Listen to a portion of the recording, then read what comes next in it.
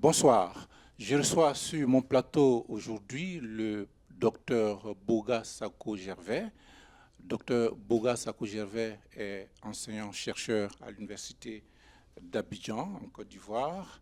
Il est réfugié politique basé en Italie depuis la crise que la Côte d'Ivoire a connue en 2010-2011. Boga Sako est également président de la FIDOP, c'est la Fondation ivoirienne pour les droits de l'homme et la vie politique, également président de GRADA Afrique, entendez, groupe de réflexion et d'action pour la démocratie et les droits de l'homme en Afrique. Il est écrivain-chercheur, voilà, écrivain-auteur. Je le reçois sur mon plateau pour parler de ce qui se passe en Côte d'Ivoire. Boga Sako Gervais est très préoccupé par la situation de son pays. Il est de passage ici aux États-Unis à l'occasion du premier forum international du CACI.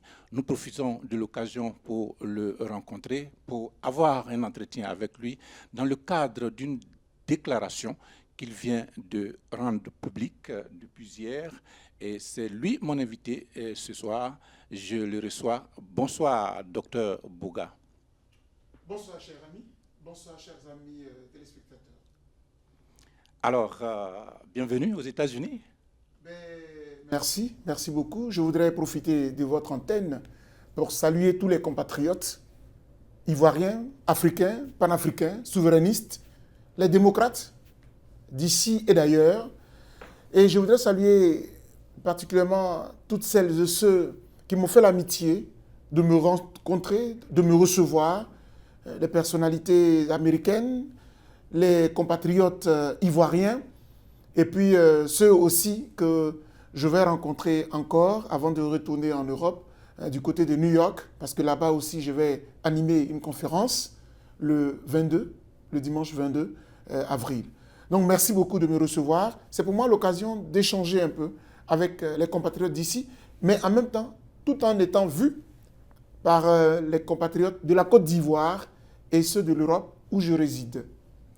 Voilà, alors vous êtes très occupé, vous êtes très actif, c'est ce que nous voyons. Merci. J'oubliais, amis auditeurs, amis téléspectateurs, de dire que Dr Boga Sako est également vice-président de EDS, entendez, Ensemble pour la démocratie et la souveraineté. C'est une coalition politique en Côte d'Ivoire. Alors, on pourra dire, docteur, pour commencer, comment va l'exil? Écoutez, l'exil, c'est une période extrêmement difficile. Difficile surtout au plan psychologique et moral, parce qu'on est éloigné des personnes qui nous sont chères, par exemple les enfants, et il faut vivre sans eux, hélas. Et puis il faut vivre chaque jour que Dieu fait, tout en pensant au pays, parce que les conditions, les situations qui nous emmènent en exil, malheureusement, ne se dissipent pas. Et les compatriotes que nous avons laissés dans le pays, en tout cas la plupart, une bonne majorité, continuent de souffrir des raisons pour lesquelles nous sommes venus en exil. Et donc, on se dit, on a une responsabilité, celle de profiter de l'exil pour réfléchir, pour faire avancer notre société, pour faire avancer notre communauté. Parce que c'est cela un peu notre mission. Donc l'exil, si je dois me résumer, est difficile, mais l'exil est propice à la réflexion pour rebondir. Sa forme, on peut dire. Est-ce que jusqu'à maintenant, est-ce qu'on pourra dire que les conditions de retour, est-ce qu'il y a encore des obstacles qui vous permettent de continuer votre exil? Je pense que là, vous abordez une question qui est d'actualité. Parce que lorsqu'on a passé 7 ans loin de son pays, sans ses étudiants, parce que je suis enseignant-chercheur à l'université de Bouaké, je précise, et j'avoue qu'à un moment donné, 7 ans après quand même, on nourrit une bonne réflexion sur le retour. Mais ça, j'y reviendrai dans les prochains jours. Pour l'heure, je pense qu'il nous fallait donner une piste de solution quant au changement dont la Côte d'Ivoire a besoin. Et je pense que c'est ce que j'ai fait. Mais sinon, la question de la sécurité reste toujours de mise. parce que c'est essentiellement cette raison-là qui m'a fait venir en exil. Et quand on regarde tous les jours ce qui se passe en Côte d'Ivoire, avec des enfants qu'on enlève, qu'on assassine, les microbes qui prospèrent. Bon, je n'aime pas vraiment les appeler microbes, c'est toujours entre griffes, parce que je suis un défenseur des droits de l'homme, mais ceux qui gouvernent les ont appelés microbes, ou bien quand ils veulent être bien gentils, ils disent les enfants en mal, en difficulté avec la loi. Bon, tout ça, ce sont des euphémismes moribonds. Je pense qu'il faut régler les problèmes de sécurité de la Côte d'Ivoire. Et donc, pour les exilés, je parle pour moi, mais je parle pour tous les exilés, les questions de sécurité ne sont pas toujours garanties. Et quand on regarde tous ceux qui n'ont pas soutenu M. Ouattara, qui croupissent dans les prisons, et jusqu'à ce jour où nous faisons cet entretien, on continue de traquer encore les pro-Gbagbo. Pas plus tard qu'avant-hier, nous avons organisé une marche. Et puis M. Tiédé, qui est le porte-parole de notre coalition, Ensemble pour la démocratie et la souveraineté, a été encore arrêté. Donc le régime n'a pas arrêté. M. Ouattara continue de bâillonner, de brimer. Je ne sais pas à quoi cela rime. Parce que pour moi, quand on est au pouvoir, on est au-dessus de tous les tendances et on gouverne la Côte d'Ivoire. Malheureusement, c'est une gouvernance de vengeance. Il a appelé cela le rattrapage ethnique. On le regarde. Mais là, nous allons prendre une autre option. Tout à fait. Alors, pour l'option, vous avez fait une déclaration et vous faites des propositions. Vous avez votre déclaration qui a été rendue publique déjà depuis le 13 hier. Déjà, oui, le 13 avril, tout à fait. Avril. Vous faites des propositions et elles sont au nombre de 7. Il y a 7 points. Nous allons revenir dessus. Justement, c'est ce qui est l'objet de notre entretien. On va aller point par point, pour permettre à nos compatriotes de comprendre. D'accord. De comprendre quelles sont ces propositions et en quoi ces propositions pourraient changer véritablement la Côte d'Ivoire. Alors, quand on vous écoute, oui, le tableau il est tout noir. Oui, il n'est pas reluisant. Il n'est pas reluisant. Tout à fait, parce que, et c'est pas moi qui le dis, c'est-à-dire que c'est vrai que les militants des droits de l'homme sont généralement très critiques, très pointilleux, parce que les droits de l'homme englobent tout. Que ce soit les droits civils et politiques, ou bien les droits économiques et sociaux et culturels. Toute la vie sociale est observée, est passée au crible par les militants des droits de l'homme. Et au-delà des militants, à côté des militants des droits de l'homme, il y a les populations. C'est-à-dire que Dr Boga aurait pu raconter sa vie sur ce que fait M. Ouattara, c'est-à-dire que M. Ouattara gouverne bien, et puis Dr Boga peut inventer des choses, mais interroger les Ivoiriens. Depuis la crise de 2010 à ce jour, le grand malaise en Côte d'Ivoire, c'est la question de la réconciliation. Regardez aujourd'hui, la plupart de nos compatriotes du Sud, quand il s'agit d'aller dans le Nord, à partir de Bouaké déjà, les gens sont tétanisés, les gens sont terrorisés, c'est qu'il y a un problème. C'est-à-dire que quand M. Ouattara arrive, comme la rébellion de 2002 est venue du Nord, la première mission de M. Ouattara, par exemple, c'est de faire en sorte que le Nord ne soit plus vu comme une partie rebelle de la Côte d'Ivoire. Mais en réalité, ce sont des Ivoiriens qui, à un moment donné, se sont sentis peut-être brimés et donc ont agi. Mais à un moment donné, quand on vient, qu'est-ce qu'on fait? On essaie de colmater les brèches. On essaie de recoller les morceaux. Parce qu'on ne peut pas vivre dans une nation divisée. D'accord. Alors donc, c'est pour dire que quelque part, oui, le tableau est sombre parce que c'est la réalité. Ce sont les Ivoiriens qui le disent. Et donc moi, en tant que militant des droits de l'homme, je ne fais que décrire. Tout à fait. Qu'est-ce que vous avez pu retenir de cette gouvernance depuis que Ouattara est président? Est-ce que c'est seulement tout est négatif? Il n'y a pas des éléments positifs que vous avez pu retenir quand même? Alors, c'est une très bonne préoccupation. Par exemple, très souvent, même ceux qui sont au pouvoir eux-mêmes, quand ils font le bilan de leur gouvernance, ils vont vous citer le pont. Ils vont vous citer les routes. Je voulais en venir. Oui. Je voulais en venir. C'est-à-dire qu'ils vont vous citer le pont. Ils vont vous citer les routes. Oui, il a promis un métro. Mais moi qui suis un citoyen quelconque, et puis en même temps qui suis un militant des droits de l'homme, je dis en matière des droits des populations, il y a des priorités. Moi, je dis, si je vis dans un pays et que si je suis malade, je sais que je peux me soigner. C'est un acquis fondamental. Regardez les nations occidentales, en Europe ou aux États-Unis. Le premier besoin auquel l'État fait face, c'est la santé. Si le citoyen n'est pas en bonne santé, il ne peut pas servir la République. Il ne peut pas travailler. Donc la question de la santé est fondamentale. Je veux dire que M. Ouattara fait il pose des actes. C'est vrai. C'est pas suffisant. Non, ce n'est même pas prioritaire. Moi, le métro, ça peut attendre. Si vous avez un système de santé pour notre pays, si dans mon pays, quand quelqu'un arrive de l'aéroport, il peut donner son adresse à quelqu'un pour aller chez lui à la maison. Quand dans mon pays, chaque citoyen a un matricule, pour qu'on sache exactement.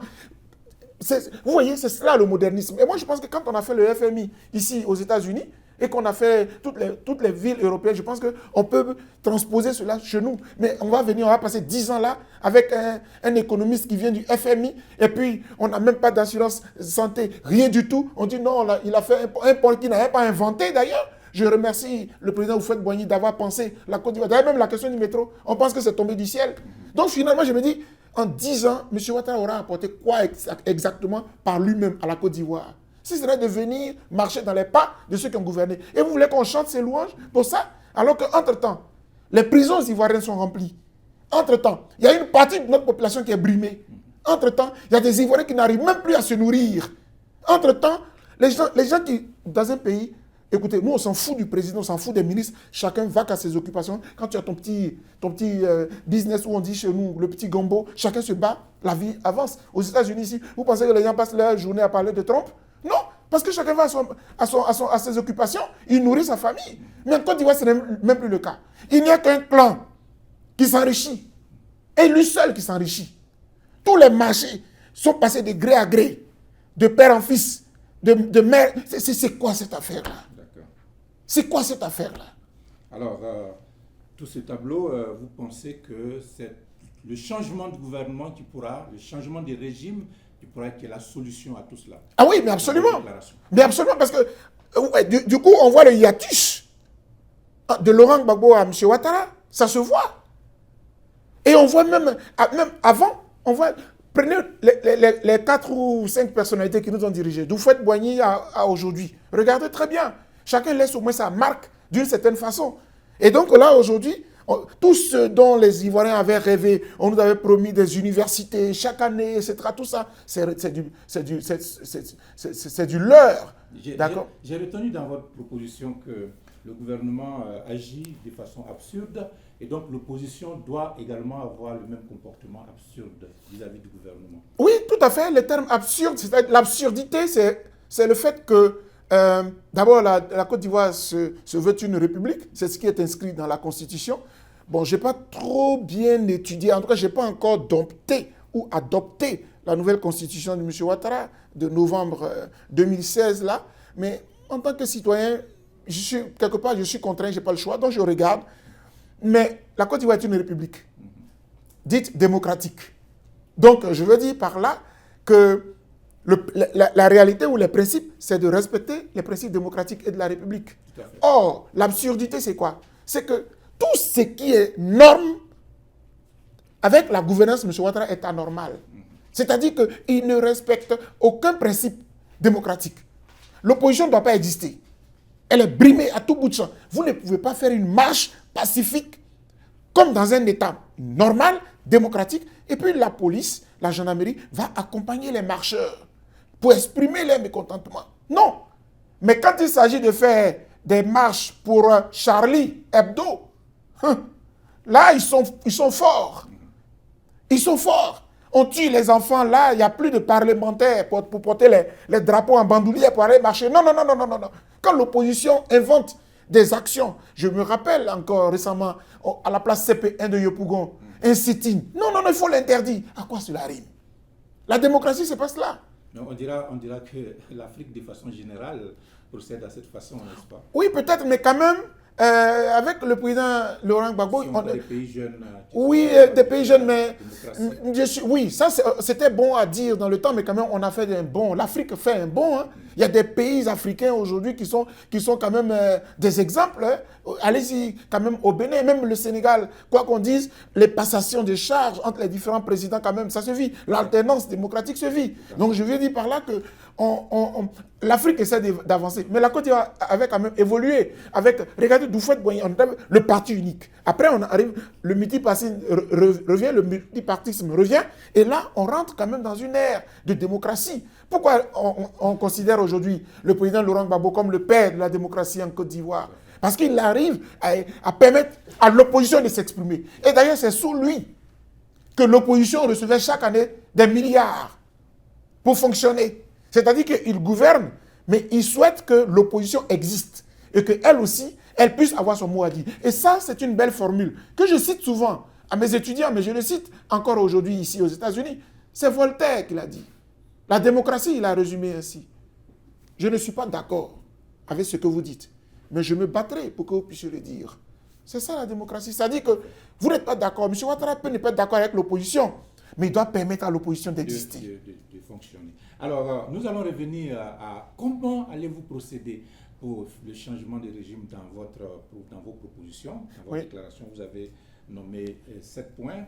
Vous parlez d'une candidature unique de l'opposition. Premier élément, est-ce qu'on pourrait essayer d'en parler brièvement et puis dire aussi de façon générale pourquoi est-ce que ces propositions que vous faites, vous ne les avez pas faites au sein de la coalition à laquelle vous appartenez, je veux dire l'EDS.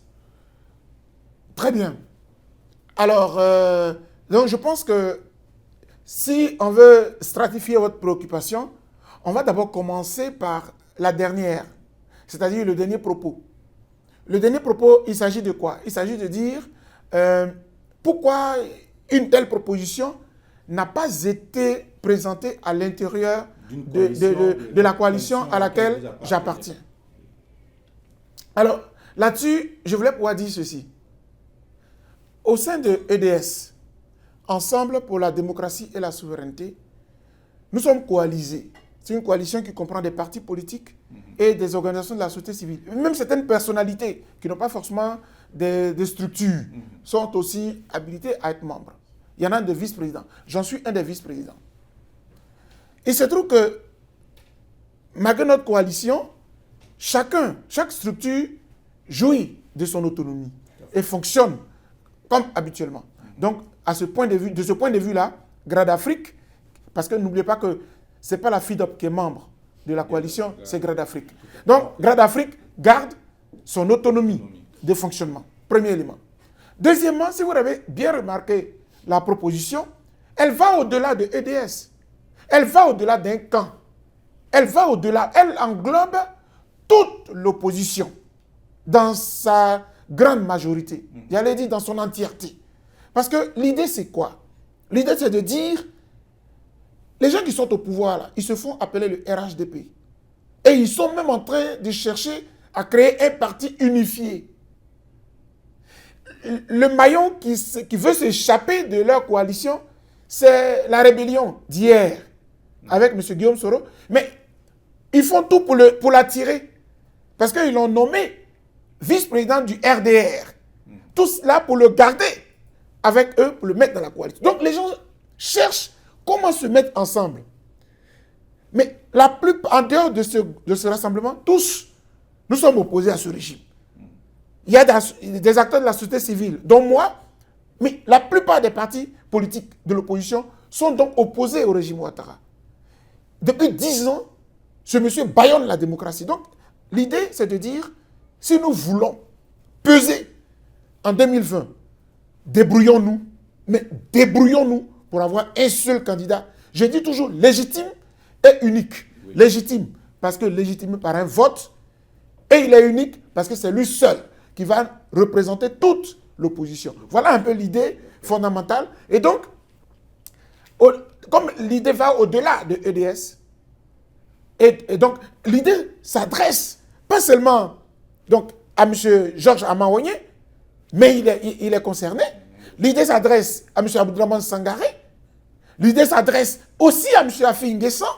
Mais l'idée s'adresse aussi à M. Mamadou Coulibaly, comme à Mme Boni Clavry, comme à M. Innocent Anaki Kobena.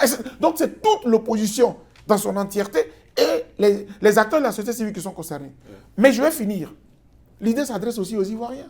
Pourquoi? Parce que, on va en parler. Il y a tous citoyens ivoiriens qui aspirent exactement. Voilà, au changement. Au changement selon la vision de Laurent Gbagbo. Oui, parce qu'il ne faut pas se leurrer. Dans notre grande coalition, là, parmi tous les opposants au régime Ouattara, là, l'appareil qui pèse lourd, c'est le Front populaire ivoirien du président Laurent Gbagbo. Et je précise toujours. Oui, mais aujourd'hui, le Front populaire ivoirien, qu'est-ce qui reste du Front populaire ivoirien si on sait qu'il y a déjà deux tendances? Oui. Deux tendances qui se discutent la légitimité. Oui, mais c'est pour cela que la proposition s'adresse à toutes les tendances. Et j'ai remarqué depuis que la crise a éclaté au sein du parti du président Laurent Gbagbo, je vois certaines velléités de se réconcilier, mais ça n'existe pas en réalité. Mais cette proposition-là aussi règle cette question-là. Parce que pour aller à une élection, on dit tous ceux qui veulent être candidats, qu'ils s'appellent la sans qu'ils s'appellent, tous dans la primaire. Et quand quelqu'un sort, tout le monde s'aligne derrière cette personne-là. Le débat est clos. Donc en fait, il faut avoir une vision. Donc la proposition va au-delà. Et je terminais pour dire, mais en définitive, la proposition s'adresse aux Ivoiriens. Parce que c'est à eux que je demande de donner une contribution aux candidats opposés par M. Ouattara. Si vous êtes fatigué du régime de M. Ouattara, si vous souffrez du régime de M. Ouattara, allez-y voter à la primaire en donnant une contribution de 500 francs CFA. Et ainsi, vous allez donner les moyens à celui qui va sortir des urnes de cette primaire-là pour aller battre M. Ouattara. S'il était candidat, j'espère qu'il ne le sera pas, parce que ce serait dommageable pour lui-même. Et donc, pour aller battre le candidat du RHDP tranquillement. Et donc, voilà un peu l'idée. Et c'est pour cela que... C'est votre deuxième point, ça. Tout à fait. Et c'est pour cela que, en faisant la proposition, je sors. La proposition ne s'adresse plus à un clan. La proposition s'adresse à toute l'opposition dans son entièreté. Donc, je leur fais la proposition, mais je prends le peuple ivoirien à témoin. Pourquoi je fais cela? Parce que, écoutez, il y a trop d'hypocrisie parmi nous. Il y en a qui disent, je me bats pour Laurent Gbagbo, je me bats pour la Côte d'Ivoire, mais en réalité, il se bat pour lui-même. Nous, on ne veut plus de cela. Parce que cette crise-là a emporté certains des nôtres. Cette crise-là a fait des exilés. On ne peut pas accepter que quelqu'un vienne pour ses intérêts, de ses piètres intérêts personnels, qui mettent la vie de la nation en danger. Parce que la Côte d'Ivoire est en danger. Moi, je ne peux pas accepter que nous ayons passé 7 ans en exil, que certains parmi nous ont péri, et que des gens viennent là, oui, c'est moi, mais tu n'es rien. C'est ensemble qu'on est fort. Individuellement, tu n'es rien. Et je l'ai dit. Docteur Boga, est-ce qu'on pourra vous entendre? Est-ce que le message que vous lancez, il est tellement fort? Est-ce que véritablement l'opposition aujourd'hui peut vous entendre? Parce que c'est cela le problème également. Est-ce qu'on ne dira pas que cela vient de vous, ça vient du docteur Boga, ça ne me concerne pas? Vous l'avez dit hein, dans votre proposition, les divisions internes. Est-ce que vous êtes sûr que cela va intéresser les opposants? Mais je suis tout à fait conscient et je vais vous répondre avec 2 arguments. Le premier argument, c'est le point 7 de la proposition, où je m'adresse aux démocrates, les vrais. Je parle aux souverainistes, les vrais.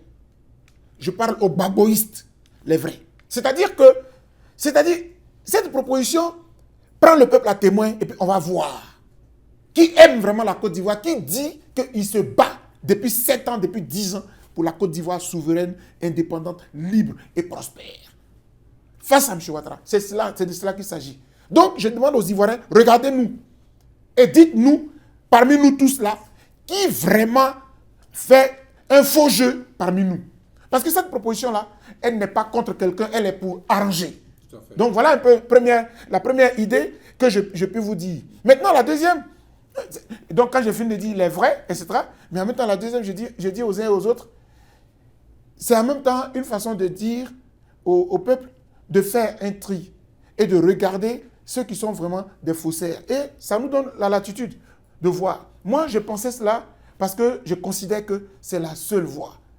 Au moins, ça fait 10 ans bientôt, nous observons, il n'y a pas de solution miracle. Voilà, il n'y a pas de solution miracle. Ceux qui pensaient aller à l'élection en 2015, on les a vus et on a vu les scores. Ça doit nous servir de leçon. Tout à fait. Et les points que vous avez soulevés persistent. Hein. Vous avez demandé un financement une participation, on pourra dire, des Ivoiriens qui veulent soutenir ce combat. Comment est-ce que le financement devra être fait? C'est-à-dire que la proposition en elle-même, comme je l'ai dit, hein, je pense que le texte était assez fort et compréhensible, mais je vais insister. En fait, j'explique encore une fois que la proposition résout 3 problèmes majeurs auxquels toute la gauche, toute l'opposition au régime de M. Ouattara est confrontée. Le premier problème, c'est d'abord qui est aujourd'hui le leader de la gauche, de l'opposition. Excusez-moi, il y a des personnalités et je les respecte, mais il n'y a pas un qui soit indiscutable parmi, comme l'était le président Laurent Gbagbo. Il n'était pas le plus instruit, il n'était pas le plus brillant, mais c'était une personnalité charismatique. Et aujourd'hui encore, c'est toute l'Afrique maintenant qu'il conquiert, pour ne pas dire le monde. Docteur, justement, cette bataille entre les opposants, elle s'explique par le fait que chacun s'attire, si je veux, la paternité, sinon plus proche du président Gbagbo que les autres. Voyez-vous, quand on prend le FPI par exemple, le camp de Sangaré se dit plus proche de Gbagbo qu'Afi. Afi se sent plus proche de Gbagbo. Et puis il y a des groupes comme ça qui sont. Alors, est-ce que cela, il n'est pas bon de régler ce problème en interne d'abord, avant de mener cette lutte de façon, je dirais, générale? Très bien. Alors, il faut dire ceci. C'est ce que je disais. Le premier problème, c'est pour ça que le premier problème d'abord, c'est la question du leader.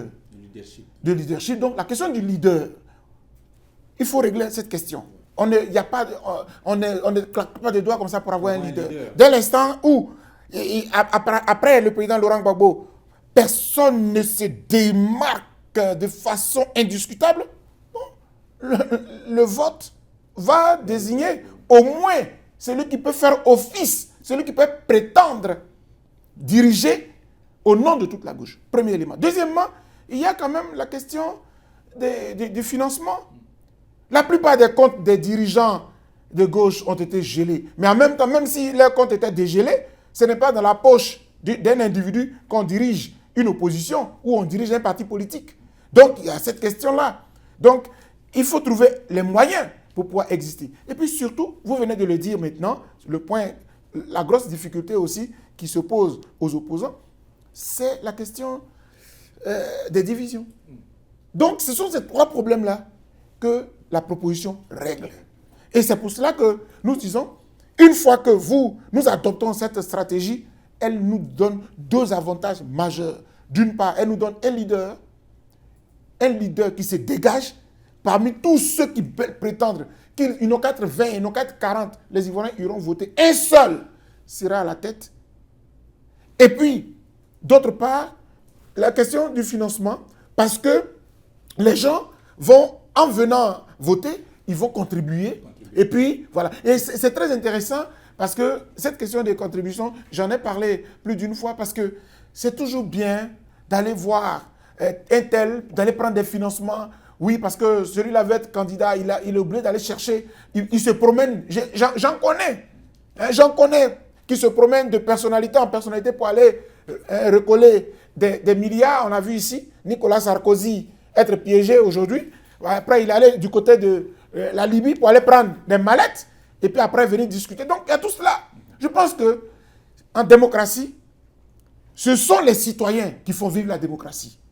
Et cet avantage, en donnant 500 francs chacun, lorsqu'on participe à ce vote, vous mettez le dirigeant en garde. C'est nous qui t'avons fait. C'est nous qui t'avons donné notre argent pour que tu ailles nous représenter. Si tu nous représentes mal, nous t'enlevons notre confiance. C'est là où la démocratie prend tout son sens. Et je voudrais que les Ivoiriens s'approprient désormais les dirigeants. La candidature unique, est-ce que vous pensez que ce serait le président Laurent Gbagbo qui serait le candidat unique? Alors, cette question, je pense que je suis un peu mal placé pour y répondre. Le président Laurent Gbagbo lui-même, il peut se prononcer. Si, par exemple, l'idée des primaires est acquise, est adoptée, c'est au président Laurent Gbagbo, parce que la candidature est personnelle, elle est individuelle. C'est vrai que dans le cas de leur congrès au niveau du Front populaire ivoirien, ce qu'on a appelé le congrès de Mama, la candidature du président Laurent Gbagbo a été suscitée par quelques... Mais ça rentre dans les pratiques démocratiques. Quand quelqu'un ne veut pas se désigner, on le désigne.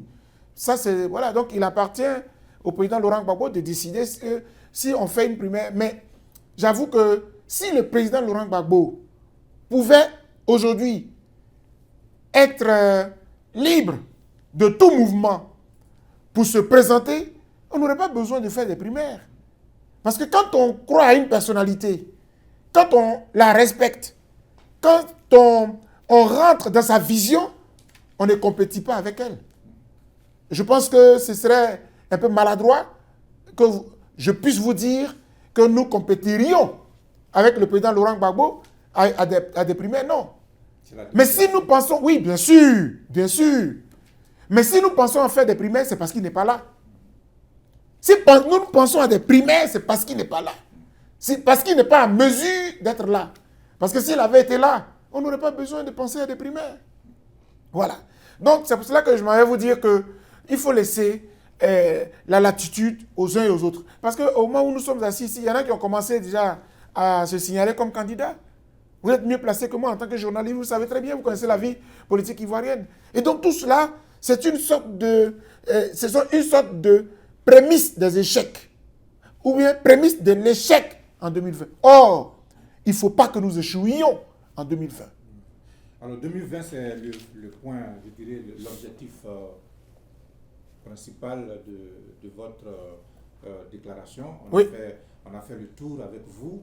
Est-ce que vous avez, par rapport à la déclaration, vous avez les moyens, en tant que président de ces organisations de la FIDOP de Grande Afrique, d'attirer, disons, une cohésion autour de cette déclaration? Quels seront ces moyens, si vous les avez? Alors, écoutez, j'ai rendu cette déclaration, j'ai dit cette proposition publique. Maintenant, quand on a rendu une déclaration publique, c'est vrai, elle émane de nous, mais elle nous appartient à nous tous. D'accord? Donc, elle interpelle tous les leaders de la gauche ivoirienne. Mais au-delà, comme j'ai la chance d'appartenir à un certain nombre de coalitions, donc j'informe et je défends la proposition. Donc partout où je serai, je la défendrai. Je la défendrai bec et ongle parce qu'elle m'apparaît comme une voie idoine pour pouvoir gagner en 2020. Parce que j'ai expliqué, le jour où je rendais cette déclaration publique, que je suis un peu triste de savoir que même si le président Laurent Gbagbo désignait quelqu'un à côté de lui, un autre pro-Gbagbo, au sens large du terme, se présenterait. Ça fait cacophonie. Donc moi je dis, tous les pro-Gbagbo au sens large, regroupez-vous, regroupons-nous et allons à des primaires. Et à partir de là, ce serait tranquille. Donc l'idée sera défendue au sein des différentes coalitions, mais au sein des différents partis politiques. Et partout où je serai présent, où je serai représenté, cette proposition, nous la défendrons. Et c'est un peu ma vision. Maintenant, si les gens pensent qu'il y a une meilleure voie, c'est pour ça que je dis, elle n'est pas une panacée, elle n'est pas forcément la raison absolue. Ce n'est qu'une proposition. Et puis, j'ai invité les uns et les autres à l'améliorer. Bien sûr. À l'améliorer pour que nous la rendions viable. Parce que c'est une voie de sortie des crises. Parce que M. Ouattara, il se joue de notre pays. Il fait de notre pays ce qu'il veut. Et les Ivoiriens croupissent dans la misère. Si nous n'acceptons pas de nous mettre ensemble pour gagner en 2020, nous serons tous coupables de ce que nous sommes en train de vivre aujourd'hui. On ne dira pas que c'est M. Ouattara, mais ce sera nous tous. Parce que nous n'avons pas voulu tuer nos égaux pour nous mettre ensemble, pour gagner en 2020. Nous serons tous coupables. Tous. La question du vote, ce qui est important, puisque quand tu parles de démocratie, tu parles de vote. Tout à fait. L'opposition a habitué ses militants au boycott des votes. Qu'est-ce que vous allez faire pour intéresser les Ivoiriens au vote? Parce que vous avez parlé de primaires, il faut bien que les Ivoiriens sortent pour désigner un candidat de l'opposition. Quelle stratégie vous allez adopter pour ramener tous ceux qui ont été habitués à ne pas participer au vote? Bon, en fait, il faut bien remarquer que depuis que la crise a éclaté en 2010 jusqu'à ce jour, nos compatriotes, les patriotes, les souverainistes, ce qu'on peut appeler les gbagboïstes, entre griffes. Un jour viendra où on épiloguera sur ce qu'on entend par gbagboïste. Ont été très, j'allais dire, très actifs, très participatifs à toutes les actions menées par l'opposition. L'opposition réelle. Ils ont été très attentifs. Et j'allais dire même qu'ils ont été très disciplinés. La plupart des mots d'ordre de boycott qui ont été lancés ont été respectés au-delà même de 100%. C'est bien que M. Ouattara, en 2015, a été réélu avec, selon ses chiffres, plus de 90%. Mais en réalité, le taux de participation ne dépassait pas les 15%. Bon, maintenant, on peut toujours coller les morceaux. C'est facile de mettre plus 10 dans le pourcentage qu'on donne au peuple, puisque la communauté internationale ne va pas vérifier. Elle prend ce que vous lui donnez. Elle avale. Mais les Ivoiriens savent. Pour la Constitution, c'était pareil. Le taux d'abstention était au-delà de 70%. Pour ne pas dire 80 à 90%. C'était pratiquement 15% un taux réel. Voilà. Donc les Ivoiriens ont fait tout cela. Ils ont été très actifs. Cela veut dire quoi? Cela veut dire que si le principe est acquis par nous tous, opposés au régime de M. Ouattara, d'aller à l'élection de 2020 comme un seul homme, ils vont se lever. Et vous allez voir. Et c'est cela le défi que je lance aux Ivoiriens. C'est cela le défi que je lance à la Côte d'Ivoire. L'opposition doit donner le mot d'ordre clair. 2020, nous devons y aller. Il ne faut pas attendre. On est en 2018. 2018, c'est pratiquement, c'est de là qu'on décide pour 2020. C'est pour cela que je fais cette proposition aujourd'hui. Parce qu'après, ce serait trop tard. Il faudrait que nous décidions à y aller et après, on se donne les moyens de gagner. Et c'est pour cela que cette proposition vient donc à point nommé pour que nous puissions rapidement prendre nos dispositions. Une fois qu'on a acquis le principe, nous, tous nos compatriotes qui nous ont suivis partout jusqu'à aujourd'hui, vont se mobiliser. Et puis, quand demain, on fera le recensement, ils seront les premiers. Parce qu'on parle, mais beaucoup ne sont pas sur les listes électorales. Parce qu'ils ont respecté les mots d'ordre de boycott que nous les avons lancés. Maintenant, si nous disons que nous y allons, mais on va se ruer dans les bureaux pour aller nous faire recenser à nouveau pour que la démocratie fonctionne. Certains Ivoiriens disent que les combattants qui sont à l'extérieur, qui sont faisant partie de la diaspora, ne vivent pas réellement ce qui se passe là-bas. Et ça aussi, c'est un autre problème. Je vous donne l'occasion de dire votre dernier. Très bien. En tout cas, je dois vous dire merci pour l'occasion que vous me donnez d'expliquer encore cette proposition. Et quand je serai de retour du côté de l'Europe, je parcourrai aussi les médias, nos médias habituels, nos canaux habituels, pour faire encore l'explication. Parce que c'est un devoir pédagogique. En tant qu'enseignant, c'est un peu mon boulot. Donc, il n'y a pas de souci. Je voudrais vous dire merci parce que vous m'avez permis de revenir sur un certain nombre de points et de relever des points d'ombre. Je voulais dire que cette proposition, elle se prononce sur le principe. Faut-il aller à l'élection présidentielle de 2020 ou pas? Est-ce que l'opposition des pro-Gbagbo, entre griffes, devrait y aller ou pas? Je pense que la proposition est très claire. C'est un constat que nous faisons et quelque part nous tirons la conclusion. On n'a plus le choix. Le pays est dans un état tel que si nous avons un instinct patriotique, si nous avons un cœur qui bat pour la Côte d'Ivoire, nous sommes obligés de dire, bon, on a tout essayé, M. Ouattara est toujours là, il continue de nous bâillonner, de nous brimer, on va s'organiser pour aller à cette élection. On n'a plus le choix. Et c'est pourquoi on est revenu sur le thème de l'absurde tout à l'heure. Je considère que M. Ouattara fait exprès. Bon, nous aussi, on va retrousser nos manches. Et puis, s'il change la CEI, comme on l'a demandé, c'est tant mieux. Mais s'il ne veut pas, on nous irons quand même à cette élection. Et on verra. On verra qui aura raison. Et puis, quelque part, je dis, bon, comme nous tous, on a des ambitions démesurées et tout cela, on va d'abord faire un tri. C'est-à-dire qu'on va faire une sorte de tamis pour ne pas qu'on aille en rang dispersé devant le seul adversaire qui est le RHDP.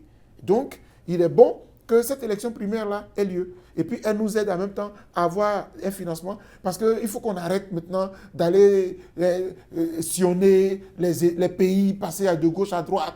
On dit, souvent on entend dire, ah, il y a des probabos qui sont venus ici, voir telle personnalité pour prendre de l'argent. Il faut arrêter cela. Ça ne nous honore pas. Alors qu'il suffit de dire aux Ivoiriens, nous voulons vous représenter pour que M. Ouattara quitte le pouvoir démocratiquement. Donnez-nous les moyens. Venez voter à une primaire en donnant 500 francs CFA pour ceux qui sont en Côte d'Ivoire, 5 € pour tous ceux qui sont en Europe, et je les connais, ils sont nombreux, 5 $ pour ceux qui sont aux États-Unis. Vous allez voir que cet argent, avec une équipe bien gérée, vous gagnez la présidentielle en 2020. Et puis vous avez des députés qui sont prêts pour 2020 également. Voilà, c'est tout. Donc je compte beaucoup. Et c'est l'appel que je lance.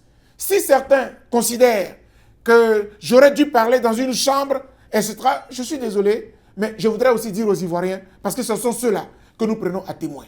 J'invite tous les leaders, mais j'invite le président Abdourahmane Sangaré, mais j'invite le président Georges Amawoyen, mais j'invite le président Mamadou Koulibaly, mais j'invite également la présidente Bonique Lavry, j'invite le président Anaki Kobina, j'invite tous les leaders de gauche. Réunissons-nous et puis mettons en pratique cette primaire-là. Elle devient finalement utile. Surtout qu'on n'a pas de moyens, les Ivoiriens nous aideront à bien avoir un candidat unique et légitime, et puis on lui donne les moyens, et puis on va l'entourer. Vous allez voir que 2020, ce ne sera qu'une formalité. Voilà un peu mon vœu. Je voudrais que Dieu nous inspire pour que cette proposition-là soit analysée et approfondie et que nous puissions libérer la Côte d'Ivoire en 2020. Que Dieu nous bénisse. Voilà, nous recevions le docteur Bouga Sako Gervais. Il était de passage à Washington DC dans le cadre de ses activités. Il a fait une déclaration et avec lui, nous sommes allés point par point sur cette déclaration. C'est un appel qu'il lance à ses compatriotes pour l'horizon 2020. Bonsoir et donnons-nous rendez-vous dans 15 jours.